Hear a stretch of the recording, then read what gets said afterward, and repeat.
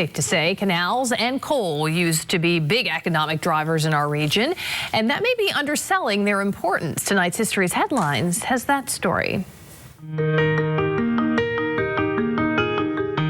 Most historians will tell you the Industrial Revolution that powered major change in the U.S. in the 19th century began in the textile mills of New England.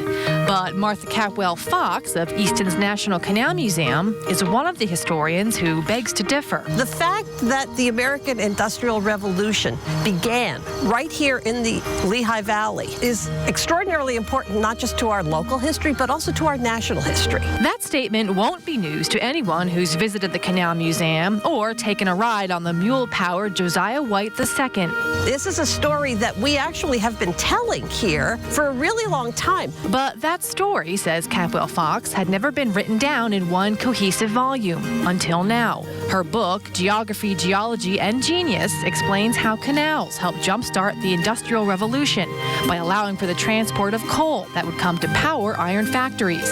Very quickly, iron made here in the Lehigh Valley turned into a nationally important product. The Lehigh Canal opened in 1829 and moved coal from the area now known as Jim Thorpe to Easton.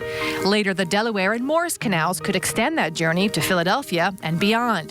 The coal stayed local, too, like in 1840, when a Welsh ironmaster named David Thomas used it to make history in Catasauqua. On the 4th of July, 1840, he made the first cast of iron that was made using anthracite coal. But canals weren't king for long. The canals actually planted the seeds of their own destruction. The iron they helped produce helped fuel the railroad boom. Asa Packer built his railroad to absolutely parallel the route of the Lehigh navigation from the coal fields up above Mop Chunk down here to Easton, first of all, and then eventually to New York. Shifting technologies would continue to shape the economy here and across the country. It's a narrative that's still being written today.